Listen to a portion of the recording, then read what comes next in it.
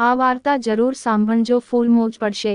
મામાએ એક દિવસ તેમને મને એક અલગ રૂમમાં બોલાવ્યું. મને સામે બેસાડીને બોલ્યા, દીકરા તું મર્દ છે, જો તને આ છોકરી પસંદ ના આવે તો છૂટાછેડા આપી દેજે. મારા ચહેરા પર મૂંઝવણ જોઈને તેમણે વધુ સ્પષ્ટતા કરી, જો દીકરા તારા બાપ ક્યારેય મારી સહેલીની દીકરી સાથે તારા લગ્ન નહીં કરાવે, કારણ કે તે હંમેશા પોતાની વાત મનાવવા માંગે છે. એકવાર દિવ્યા સાથે લગ્ન કરી લે, તેમની જીદ પૂરી થઈ જશે, પછી તું તેને છોડી દેજે અને હું તારા લગ્ન મારી મિત્રની દીકરી સાથે કરાવી દઈશ, જે તને પસંદ પણ છે અને તારા હૃદયની નજીક પણ છે. આ સાંભળીને મારા મગજમાં જાણે વીજળીનો ચમકારો થયો, જાણે જોરદાર ધડાકો થયો. માંગની ચાલાકી પર નવાઈ પણ લાગી અને શાંતિ પણ થઈ, તે વિચારીને કે કદાચ મારા મનની વાત પૂરી થઈ જશે. ત્યારે જ અંતરાત્માએ અવાજ આપ્યો કે આ દિવ્યા સાથે અન્યાય થશે, કારણ કે તેની કોઈ ભૂલ ન હતી. તે તો બસ આ રમતની એક કઠપુતળી હતી. પરંતુ મારી માંગે એક બીજી વાત કહી દીધી, જેનાથી બધી સહાનુભૂતિ ખતમ થઈ ગઈ. તેમણે જણાવ્યું કે તે છોકરી ખૂબ ચારિત્ર્યહીન છે. આખા ગામના છોકરા તેની પાછળ પડ્યા રહે છે. તેની હરકતો ગામમાં વધારે ખબર છે. તેનું આચરણ ખૂબ ખરાબ છે. કોઈ પણ સારો છોકરો તેની સાથે લગ્ન નહીં કરી. આ વાત સાંભળીને મને ખૂબ ગુસ્સો આવ્યો. મેં કહ્યું કે ઠીક છે, જો એવું જ છે તો પછી હું એ જ કરીશ જે તમે કહી રહ્યા છો. ઘરમાં લગ્નની તૈયારીઓ ઝડપથી થવા લાગી. ચારે તરફ ખુશીઓની વાતો થવા લાગી, પણ હું અંદરથી અશાંત હતો. મેં દિવ્યાને ક્યારેય જોઈ ન હતી, ન તો તેનો કોઈ ફોટો જોયો હતો, ન તો ક્યારે તેની સાથે કોઈ વાત કરી હતી, ન તો તેના વિશે કંઈક જાણ્યું હતું. મારા માતા પિતાએ કહ્યું કે છોકરીવાળા લગ્નથી એક દિવસ પહેલા શહેરમાં આવશે અને રીત પૂરી કરીને બીજા દિવસે પાછા ચાલ્યા જશે. છોકરી અહીં મારી સાથે રહેશે. મને આ વર્તન પર પણ આશ્ચર્ય થયું કે તેઓ પોતાની દીકરીના લગ્ન આટલી સાદગીથી કેમ કરવા માંગે છે, જાણે કે તે માત્ર એક ઔપચારિકતા હોય. મારા મિત્રો અને સંબંધીઓ તૈયારીઓમાં વ્યસ્ત હતા. આમંત્રણો વહેંચાઈ રહ્યા હતા. ઘરના દરેક ખૂણામાં ખુશીઓની ગુંજ હતી, પરંતુ મારું મન ક્યાંક બીજે લાગેલું હતું. હું વારંવાર મારા બાળપણની મિત્રને યાદ કરતો, જેની સાથે મારે ક્યારેય કોઈ ઊંડી વાતચીત ન હતી થઈ, પરંતુ એક આત્મીયતા જરૂર હતી.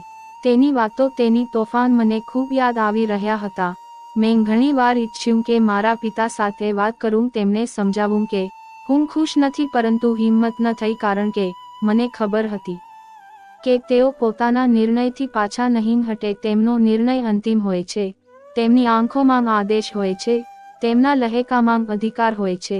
તેઓ ઈચ્છતા હતા કે તેમનો દીકરો પણ એવું જ જીવન જીવે જેવું તેમણે જીવ્યો. હવે લગ્નની તારીખ નજીક આવી રહી હતી.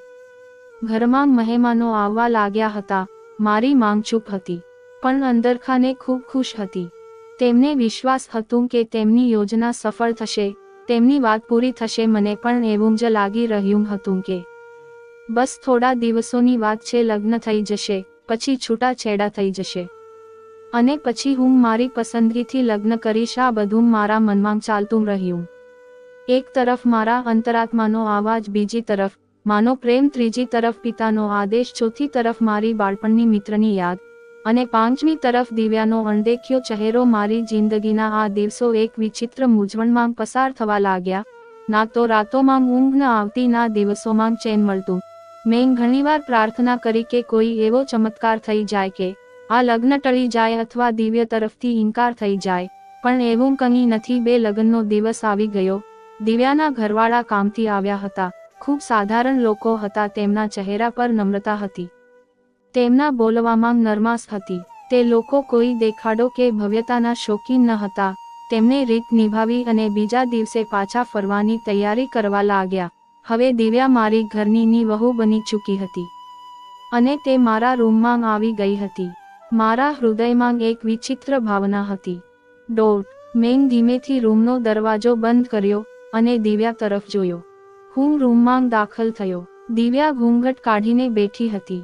તેને જોતાં જ મારા હૃદયમાં ફરીથી નફરતનું મોજું દોડી ગયો. તેના કપડાનો રંગ એવો લાગી રહ્યો હતો જાણે કોઈ જૂના જમાનાના ગામડાના લગ્ન થઈ રહ્યા હોય. તેની મહેંદીનો રંગ ફિક્કો હતો. જાણે જબરદસ્તી લગાવવામાં આવી હોય. તેના પગ પર ઘેરા લાલ રંગની પોલિશ હતી, જે મહેંદીના રંગથી પણ વધારે ખૂંચી રહી હતી. આ બધું જોઈને મને ખૂબ તકલીફ થઈ. મને એ જ વાતો યાદ આવવા લાગી જે મારી માંગે કહી હતી કે આ છોકરી કોઈ પણ રીતે મારા સપનાની કલ્પના પર ખરી નથી ઉતરતી. તેના બોલવામાં નિર્દોષતા હોય કે ચતુરાઈ એ વાત મારા માટે કોઈ મહત્વની ન હતી. મારા મગજમાં બસ એક જ વાત ગૂંચી રહી હતી, છૂટાછેડા આપવા છે. મારી માને કહ્યું હતું થોડા દિવસો પસાર થવા દે, પછી મોકો જોઈને છૂટાછેડા આપી રહી છે, જેથી વાત વધારે ન ફેલાય. પણ મારા અંદર જે તોફાન હતું તે કોઈ ધીરજને સ્વીકારવા વાળું ન હતું. મેં વિચાર્યું જ્યારે સાથે રહેવું જ નથી, જ્યારે એક ક્ષણ માટે પણ તેનો ચહેરો સહન નથી કરવો, તો પછી આ જૂઠું સંબંધની રીત શા માટે નિભાવી. મેં કોઈ વાત કર્યા વગર તેનો ઘૂંઘટ હટાવ્યા વગર કહી દીધું કે હું જલ્દી તને છૂટાછેડા આપવાનો છું. તે એક ક્ષણ માટે જોર થઈ ગઈ, પછી તેના હોઠોમાંથી એક દબાયેલો ધુસકું નીકળ્યું. તે ધ્રુસકે ધરસકે રડવા લાગી. તેની ધુસકીઓમાં લાચારી હતી, એક પ્રશ્ન હતો, એક શોક હતો, પણ મારા અંદર કોઈ નરમાશ ન આવી. હું ચૂપચાપ દરવાજો ખોલીને રૂમની બહાર નીકળી ગયો, જાણે કંઈક થયું ન હોય, જાણે મેં કોઈ જવાબદારી નિભાવીને પોતાનો મુખત કરી લીધો હોય, જાણે મારા ખભા પરથી કોઈ બોજો ઉતરી ગયો હોય. મારા પગલાં બહારની તરફ હતા. મારી વિચારસરણી હવે આઝાદ થઈ ચૂકી હતી. મારા ચહેરા પર કોઈ ભાવ ન હતો, મારા હૃદયમાં કોઈ દુઃખ ન હતો. મારા રૂમમાં ગયો અને દરવાજો બંધ કરી લીધો. થોડીવાર ચૂપચાપ બેસી રહ્યો, પછી ફોન ઉપાડ્યો અને મારા મિત્રને કોલ કર્યો. મેં કહ્યું હવે કોઈ મુશ્કેલી નથી રહી, હવે મારે બહાર જવું છે, જલ્દી ટિકિટનો વ્યવસ્થા કર, આગામી ફ્લાઇટથી નીકળવાનું છે. જ્યારે મારા પિતાને આ વાતની ખબર પડી તો ઘરમાં જાણે તોફાન આવી ગયું.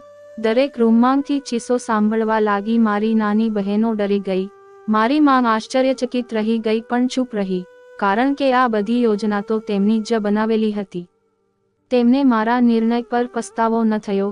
તેમણે બધાને એ જ કહ્યું કે છોકરાનું હૃદય ના માન્યું તો શું કરી શકાય છે. મારા પિતાએ મને રૂમમાં બોલાવ્યો. તેમણે પહેલી વાર મને ગુસ્સાથી જોયો અને પૂછ્યું આ શું તમાશો છે.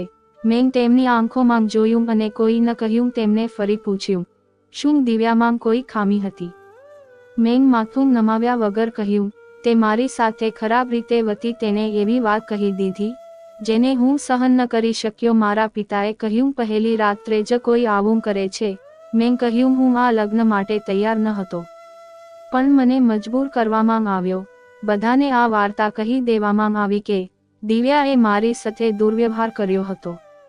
કેટલાક લોકોએ વિશ્વાસ કર્યો, કેટલાક લોકોએ નહીં, પણ વાત ફેલાઈ ગઈ. દિવ્યા પોતાના ગામ પાછી ચાલી ગઈ. તે શાંત સ્વભાવની છોકરી હતી. તેણે કોઈ ના કહ્યું, બસ ચૂપચાપ બધું સહન કરી લીધું. તેની સાથે શું થયું એ કોઈ ના પૂછ્યું અને ન તો વિચાર્યું. 2 દિવસ પછી મેં મારો સામાન બાંધ્યો. માંગે મને ગળી લગાવ્યો અને કહ્યું હવે તું શાંતિથી કામ કરજે. 3 વર્ષ પછી અમે તારા લગ્ન તારી મિત્ર સાથે કરાવી દઈશું. તેમને પણ હવે એક એવા છોકરા સાથે સંબંધ જોઈએ છે જે વિદેશમાં કમાતો હોય. મેં માને જોઈ અને હળવું સ્મિત આપ્યું. મેં કહ્યું હવે હું કોઈની સાથે લગ્ન નહીં કરું. મને કોઈની સાથે પ્રેમ નથી, મને ફક્ત પોતાની જાત સાથે પ્રેમ છે. મને મારી આઝાદી જોઈએ.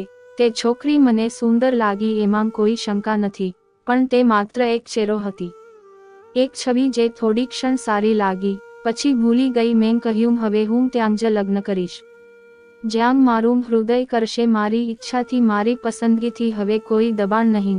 હું એના કોઈ અભિપ્રાય લઈશ અને ન તો કોઈની સાથે સમાધાન કરીશ. મારી માના સપના પણ ત્યાં જ તૂટી ગયા. મારા પિતાની જીદ પણ ખતમ થઈ ગઈ અને હું તે બધું પાછળ છોડીને વિદેશ જતો રહ્યો. વિદેશ જતા પહેલા મેં મારી પત્નીને છૂટાછેડાના કાગળો મોકલીને તને છૂટાછેડા આપી દીધા. મેં વિચાર્યું કે હવે મારી જિંદગીમાંના નિર્ણયો, મારી ઈચ્છાઓ કોઈ બીજાના નિયંત્રણમાં નહીં હોય. મારી સંબંધોનો બંધન ન હતો જોઈ તો મારે સમાજની પરંપરાઓ ન હતી નિભાવી. મારે ફક્ત આગળ વધવું હતું, ફક્ત સફળ થવું હતું. દિવ્યા સાથે જે સંબંધ હતું તે ખતમ થઈ ગયું. એક ક્ષણ હતી જે પસાર થઈ ગઈ, એક નામ હતું જે હવે મારા મનમાં માંગથી ભૂસાઈ ગયું હતું. હવે મને ના દિવ્યા સાથે કોઈ સહાનુભૂતિ હતી, ના મારી મિત્ર સાથે કોઈ અપેક્ષા, ના પિતાના નિર્ણયો સાથે કોઈ લાગણી. મને હવે ફક્ત મારા સપના સાથે મતલબ હતો. ફક્ત મારા રસ્તા સાથે મતલબ હતો. અહીં વિદેશમાં એક નવી જિંદગી શરૂ કરવાના સપના લઈને મેં બધું પાછળ છોડી દીધું. મારો દેશ, મારા માતા પિતા, મારી જૂની જિંદગીને અલવિદા કહી દીધું. દિલમાં એક જ સંકલ્પ હતો, પોતાને સાબિત કરીશ, સફળ થઈને દેખાડીશ. હૃદયમાં એક ખાલીપો હતો, એક એકલતા હતી, જે સમયની સાથે વધુ ઊંડી થતી ગઈ. પછી એક દિવસ મેં એક છોકરીને જોઈ, ના તો તે મારા ધર્મની હતી, ન મારી ભાષા બોલતી હતી, ન મારા દેશની હતી, પણ તેની આંખોમાં એક આકર્ષણ હતું, તેના લેગામાં જ એક મીઠાશ હતી. તેની સાથે સમય પસાર કરવું ગમવા લાગ્યું, વાતો કરવી, બહાર જવું, ફરવું, બધું જ જાદુઈ અનુભવ થયું. હૃદય ઈચ્છાતું હતું કે તેને મારી જિંદગીનો ભાગ બનાવું. હૃદય કહેતું હતું કે એકવાર ફરી કિસ્મત અજમાવી જોઈએ. એટલે અમે કોર્ટ મેરેજ કરી દીધા. કાગળની ઔપચારિકતાઓ પૂરી થતાં જ અમે સાથે રહેવા લાગ્યા. શરૂઆતમાં બધું નવું હતું, બધું સારું લાગી રહ્યું હતું. તેનો સ્વભાવ, તેનું સ્મિત, તેની વાતો, બધું જ હૃદયને ગમી રહ્યું હતું. પણ જેમ જેમ સમય પસાર થતો ગયો, હકીકત સામે આવવા લાગી. સમજાયું કે આ છોકરી એવી ન હતી જેવી હું ઈચ્છતો હતો. તેનું જીવન જોવાનો દ્રષ્ટિકોણ મારી વિચારસરણીથી તદ્દન અલગ હતો. હું એક પરંપરાગત પતિ હતો. હું ઈચ્છતો હતો કે જ્યારે હું ઘરે આવું તો ભોજન તૈયાર હોય, મારા કપડાં સ્વચ્છ હોય, ઘર સાફ હોય અને મારી પત્નીનો ચહેરો સુગંધથી મહેકતો હોય. પરંતુ અહીં બધું ઊંધું હતું. હું થાકી હારીને ઘરે આવતો તો તે કહેતી, ચાલો ભોજન સાથે મળીને બનાવીએ. ક્યારે કહેતી, આજે તમે જ ભોજન બનાવી લો, હું ખૂબ થાકી ગઈ છું. મારા માટે આ બધું નવું અને વિચિત્ર હતું. આવર્તન મને પસંદ ન હતું. મેં એ વિચારીને વિદેશનો રસ્તો પકડ્યો હતો કે અહીં મને આઝાદી મળશે, શાંતિ મળશે. પરંતુ અનુભવ થયો કે હું એક એવા સંબંધમાં બંધાઈ ગયો છું જ્યાં પ્રેમ ઓછો અને સમાધાન વધારે છે. તે દરેક વાતમાં પોતાને પુરુષ જેવી સાબિત કરવાની કોશિશ કરતી હતી. તે પોતે નિર્ણય લેનારી હતી, પોતાના મનની કરનારી હતી. તેને કોઈની વાતની સાંભળવીની આદત ન હતી. હું ઈચ્છતો હતો કે મારી વાત માનવામાં આવે, પરંતુ તે ઈચ્છતી હતી કે હું તેની વાત માનું. તે એક સ્વતંત્ર વિચારધારાવાળી સ્ત્રી હતી અને હું પરંપરા પસંદ પુરુષ હતો. મેં ઘર વસાવ્યું હતું શાંતિ માટે, પરંતુ હવે આ ઘર એક રણભૂમિ બની ચૂક્યું હતું. હું મારી પત્ની પાસેથી પત્ની જેવું વર્તન ઈચ્છતો હતો, પરંતુ તે પોતાને પત્ની કહેવાડાવવામાં ખુશી અનુભવતી ન હતી. તે કહેતી હતી કે બંને સમાન છે, બંને કામ કરી, બંને જવાબદારીઓ વેચે. મેં ક્યારે એવું વિચાર્યું જ ન હતું. ના મારા ઘરમાં ક્યારે એવું થયું હતું, ના મારા વાતાવરણે મને એ શીખવ્યું હતું. હું મૂંઝવવા લાગ્યો, હું થાકવા લાગ્યો, હું બદલવા લાગ્યો. તે મને હવે બોજારૂપ લાગવા લાગી. તેના દરેક વાક્યમાં ખૂંચ અનુભવવા લાગી. હું તેનાથી નફરત કરવા લાગ્યો. તે મારી દરેક વાતને ટાળી દેતી. મારા સપના એક એક કરીને ને વિખેરવા લાગ્યા. મારી ઈચ્છાઓ દમ તોડવા લાગી. મારી ઓળખ એક ખોળમાં બંધ થતી ગઈ. હું મારા માતા પિતા સાથે પણ વાત ન હતો કરી શકતો. તેઓ પહેલાથી જ મારાથી નારાજ હતા. મારી માને દિવ્યા સાથે કરેલું વર્તન યાદ હતું. મારા પિતાને પણ મારી પસંદગીથી ખૂબ દુઃખ થયું હતું. હું ક્યારેક ફોન કરતો પણ વધારે વાત ન હતી થઈ શકતી. માંગ ચૂપ રહેતા. પિતા ઠંડા લેખામાં વાત કરતા. તેઓ પૈસા તો ન હતા માંગતા, પણ હું મોક ઉકલતો રહેતો, પણ તેઓ તેને ઉપાડતા ન હતા. જાણે મારું અસ્તિત્વ જ તેમના માટે વ્યર્થ થઈ ગયું હોય. મનમાં ખચકાટ વધતો ગયો. અપરાધ ભાવ દિલને કોતરવા લાગ્યો. હું વિચારવા લાગ્યો કે નો અહીં સુખ છે, ના ત્યાંનો રહ્યો છું. માતા પિતાને નારાજ કર્યા, સુખ માટે પણ સુખ મળ્યું જ નહીં. હવે તો લાગે છે કે મેં પોતાની જાત સાથે પણ વિશ્વાસઘાત કર્યો. મેં અરીસો જોયો તો એક અજાણ્યો મુખ દેખાયો. તે મુખ જે ક્યારેક એક સપના જોતો હતો, હવે નિરાશામાં ડૂબેલો હતો. તે મુખ જે ક્યારેક હસતો હતો, હવે ચૂપકીદરીનું ચિત્ર બની ગયો હતો.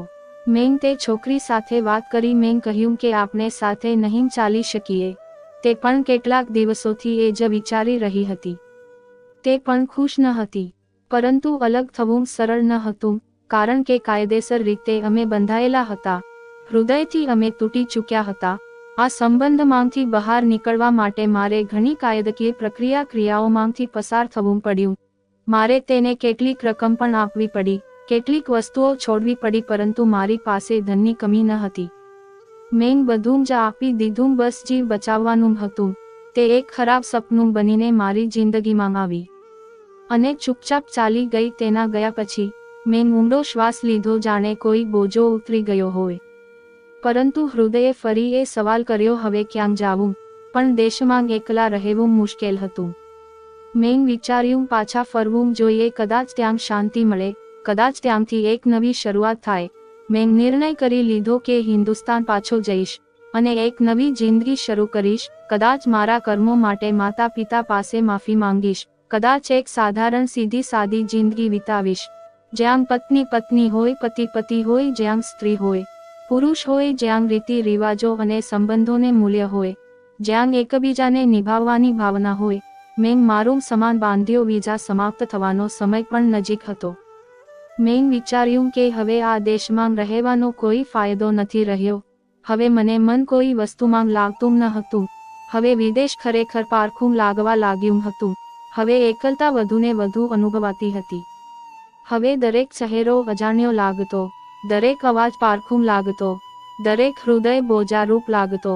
મેં ટિકિટ લીધી, છેલ્લી વાર શહેરની એ ગલીઓને જોઈ જે ક્યારેક મારા માટે એક નવી દુનિયાનો રસ્તો હતી.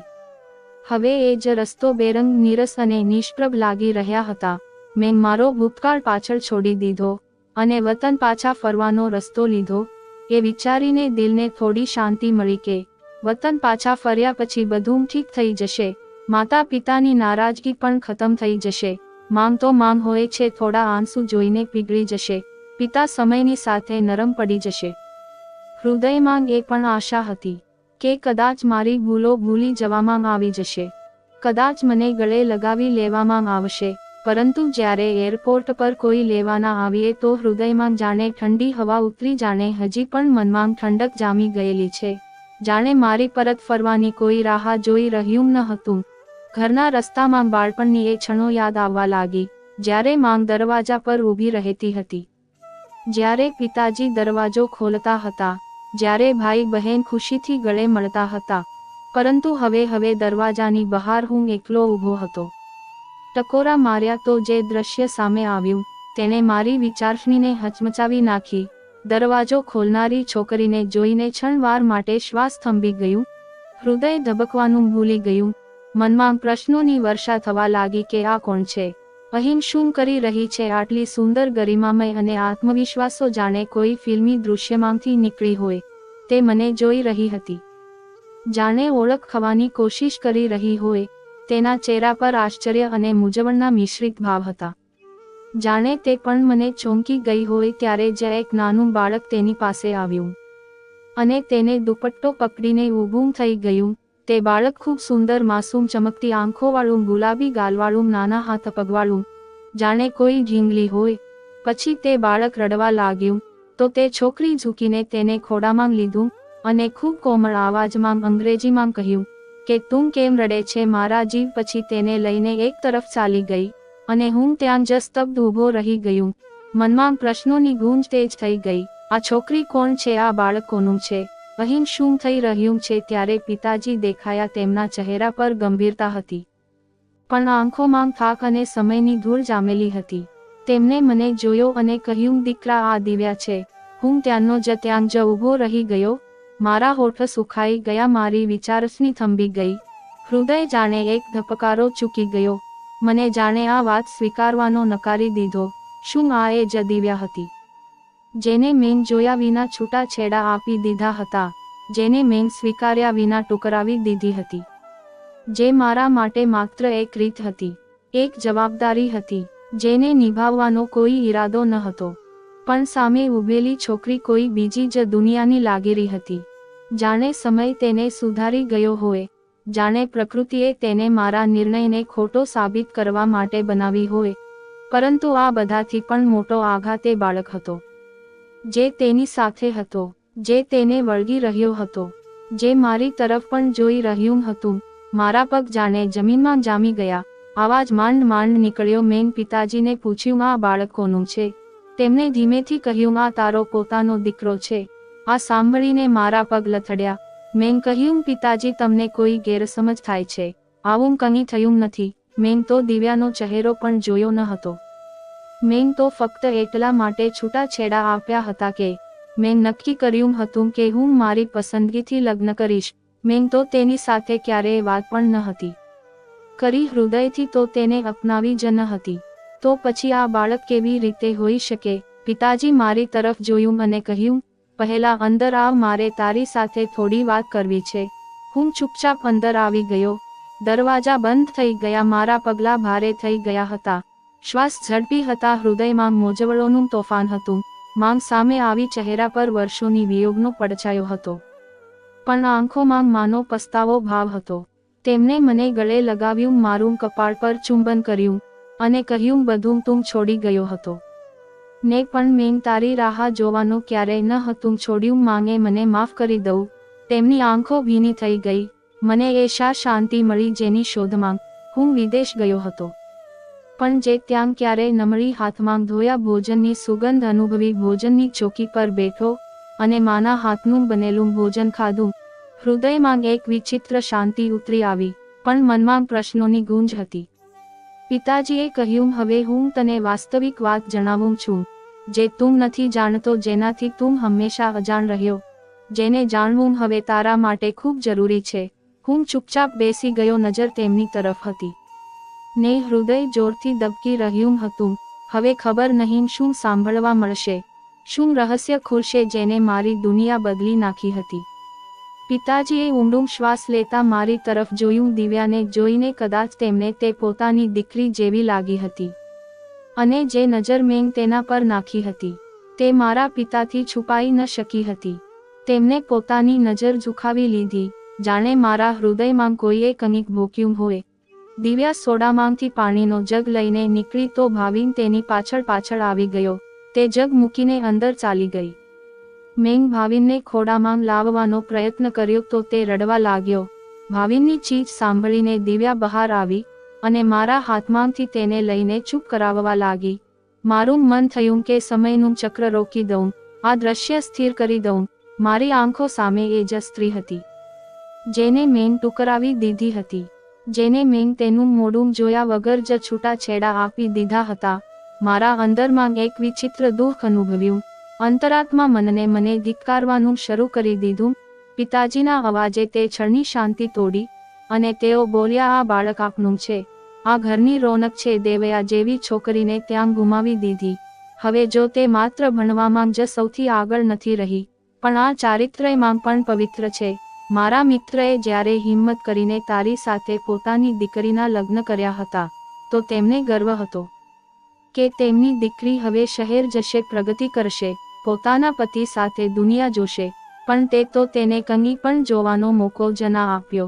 તે એક ક્ષણ પણ ધીરજ ના રાખી અને એક સ્ત્રીને જે થોડા સમય પહેલા સુધી તારા નામ સાથે જોડાયેલી હતી, કોઈ કારણ વગર ટુકરાવી દીધી. તેને બોલ્યા વગર જ અંધારામાં ધકેલી દીધી. દિવ્યાએ એ સમયે પણ જોયો છે જ્યારે તેણે રડી રડીને ને પોતાના પિતાના ફોટાને ભીંજવી દીધો હતો. તેણે એ દિવસો પણ સહન કર્યા છે જ્યારે લોકોએ તેને મહેના માર્યા. તેને ચારિત્ર્યહીન કહી ગામની શેરીઓમાં તેની નિંદા કરવામાં આવી, પણ તે ચૂપ રહી, કારણ કે જાણતી હતી કે આ તેના સાસરિયાની ઇજ્જતનો પ્રશ્ન છે. જો તે બોલતી તો તેના સાસરિયાનું માથું શરમથી ઝૂકી જાત, પણ તેની ચૂપકીરીએ બધું કહી દીધું. અમે બધાએ જ્યારે તેને નજીકથી જોઈ ત્યારે અમને ખબર પડી ગઈ કે તે એક અંદરથી ધીરજનો સાગર છુપાયેલો છે. તે જ્યારે પણ રાત્રે સૂવા જતી ભાવિનને છાતી સરસી છાપીને આંખો બંધ કરતી, તો તેની આંખોમાંથી આંસુ વહેતા હતા. એ આંખો જે આખી દુનિયાથી પોતાના દુઃખને છુપાવતી હતી. અમે તેના હૃદયની હાલત જાણી. તે અમારા માટે માંગ જેવી બની ગઈ. એ માંગ જે ક્યારેય ફરિયાદ નથી કરતી, જે ક્યારે તારે પ્રશ્ન નથી કરતી. વાસ્તવમાં આ બાળક તારો જ છે. મેં તારી કોઈ પણ અભિપ્રાય લીધા વગર મારા મિત્રની દીકરી સાથે તારા લગ્ન કરાવી દીધા. તેમાં તારી મરજી વિરુદ્ધ તેની સાથે તે લગ્ન પણ કરી લીધા. પણ લગ્નની રાત્રે તે એટલી વધારે પીધો હતો કે તને હોશ જ ન હતો. એ જ નશાની હાલતમાં તે દિવ્યા પર જબરદસ્તી પણ કરી અને બીજા દિવસે વિદેશ જતા પહેલા તે તેને છૂટાછેડા આપી દીધા. તને પોતાને પણ એ વાતનો અનુભવ ન હતો કે તે શું કર્યું છે. ત્યારબાદ દિવ્યા પોતાના પિયર ચાલીથી તેને પોતાના પિતાને આખી સચ્ચાઈ જણાવી દીધી અને આ જ આઘાતમાં મારા જૂના મિત્રોનું મૃત્યુ થઈ ગયું. ગામમાં આ વાત આગની જેમ ફેલાઈ ગઈ અને દિવ્યાને દરેક જગ્યાએ અપમાનિત કરવામાં આવવા લાગી. તારા કરેલા પાપની સજા દિવ્યાને ભોગવવા પડી, કારણ કે દિવ્યા તારા બાળકની માંગ બનવાની હતી. તેથી ગામના લોકો દિવ્યાને ચારિત્ર્યહીન વહીને મેણા મારવા લાગ્યા. પરંતુ અમને ખબર હતી કે તેના પેટમાં જે બાળક વધી રહ્યું છે તે અમારા જ લોહીનો ભાગ છે. 9 મહિના પછી દિવ્યાએ એક સુંદર બાળકને જન્મ આપ્યો. ત્યારે તારા નાના ભાઈએ દિવ્યા સાથે લગ્ન કરવાનો નિર્ણય કરી લીધો. તારા ભાઈએ જ્યારે તેની સાથે લગ્ન કર્યા ત્યારે તેણે તેની પાસેથી કોઈ પ્રશ્ન ન કર્યો, કોઈ શરત ન રાખી. બસ એટલું કહ્યું, આ ઘરની ઇજ્જત હવે મારી જવાબદારી છે અને હું તેને નિભાવીશ. જે દિવસે તારા ભાઈએ તેને અપનાવી એ દિવસ અમારા માટે નવી સવાર જેવો હતો. અમે એક છોકરીને તૂટતી જોઈ હતી, પછી તેને પોતાને સાંભળતી પણ જોઈ. એ છોકરી જે તારા એક શબ્દથી વિખેરાઈ ગઈ હતી, તારા એક નિર્ણયથી જિંદગીથી નિરાશ થઈ ગઈ હતી. પણ છતાં તે એટલી મજબૂત નીકળી કે ફરીથી ઊભી થઈ, ફરીથી આ ઘરને સંભાળી, ફરીથી અમારા દિલોને જોડ્યા. હવે જ્યારે તું પાછો આવ્યો છે તો ઈચ્છે છે કે બધું એવું જ થઈ જાય જેવું પહેલા હતું. પણ બેટા, સમય ક્યારે પાછું નથી ફરતો, સમય ફક્ત આગળ વધે છે. જે ક્ષણો તે ગુમાવી દીધી છે, તે લાગણીઓને તે ઠુકરાવી દીધી છે, જે વિશ્વાસ તોડ્યો એ બધું હવે ક્યારે પાછું નહીં આવે. હવે દિવ્યા ના તો તારા વિશે કોઈ વાત કરશે અને ના તો તને જોશે. તે હવે તારાથી અને તારા અસ્તિત્વથી પણ અંતર રાખવા માંગે છે. તારા ભાઈએ કહ્યું છે કે જો તું 1 મહિનાથી વધારે અહીં રોકાયો તો તે દિવ્યાને લઈને અલગ થઈ જશે. તે પોતાના દીકરાને પણ સાથે લઈ જશે. તે ભાવિનને પોતાનો જ દીકરો માને છે અને અમે નથી ઈચ્છતા કે ભાવિન અમારાથી દૂર થઈ જાય. અમે નથી ઈચ્છતા કે દિવ્યા જેવી છોકરી જે અમારા માટે હવે એક આશીર્વાદ બની ચૂકી છે તે અમારાથી જુદી થઈ જાય. હવે ભલે તે ગમે તેટલો અફસોસ કરે, પછતાય એ ક્ષણ હવે પસાર થઈ ચૂકી છે. માંગે મારી તરફ જોયું, આંખો ભીની હતી, આવાજ ભારે હતું. બોલી, દીકરા, ત્યાં તો અમારી વાત ન માની. અમે તને કહ્યું હતું કે વિચારી સમજીને નિર્ણય લેજે.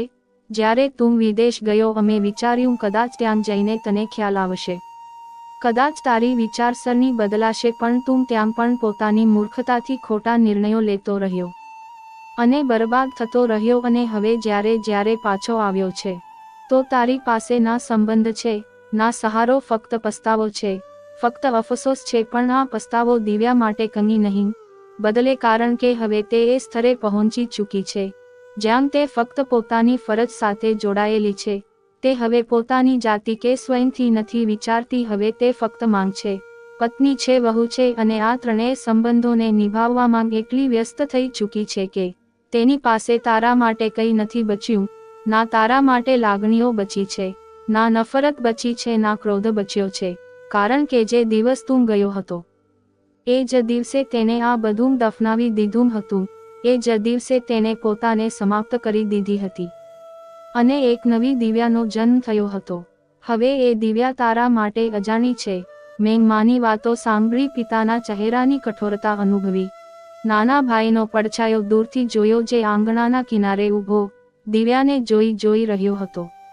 દિવ્યાએ ક્યારેય એકવાર પણ મારી તરફ ન જોયું, ના એક ક્ષણ મારી યાદોમાંથી ભૂસાઈ રહી હતી, ના એક પ્રશ્ન મારા મનમાંથી નીકળી રહ્યો હતો કે આખરે મેં આવું શા માટે કર્યું. મેં એ છોકરીને શા માટે ટુકરાવી જે મને સન્માન આપી શકતી હતી, પ્રેમ આપી શકતી હતી, તે જેનો સાથ મને શાંતિ આપી શકતો હતો. તે આજે પણ પોતાની સુંદરતામાં અજોડ હતી.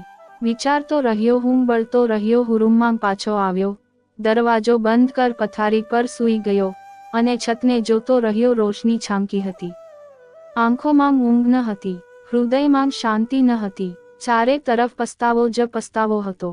મારા કાનમાં પિતાનો અવાજ ગુંજતો રહ્યો, માના આંસુ હૃદય પર પડતા રહ્યા. દિવ્યાની શાંતિ ચીસો પાડતી રહી.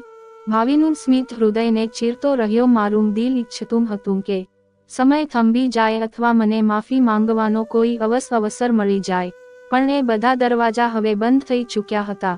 એ રસ્તાઓ સમાપ્ત થઈ ચૂક્યા હતા. એ રિવાજે ક્યારે મારી હતી, હવે કોઈ બીજાની હતી. તે મારી ભાભી હતી. તે મારા પિતાના ગર્વનું પ્રતીક હતી. તે મારા ઘરની રોશની હતી. પણ મારા માટે ફક્ત એક પડછાયો હતી, જે ક્યારે મારી નજીક હતી અને હવે ખૂબ દૂર જતી રહી હતી. તો મિત્રો, અહંકાર અને અવિવેકથી લેવાયેલા નિર્ણયો સદા માટે પસ્તાવો બની શકે. ત્યારે તેથી દરેક નિર્ણય વિચારી સમજીને અને પોતાના લોકોનો માર્ગદર્શન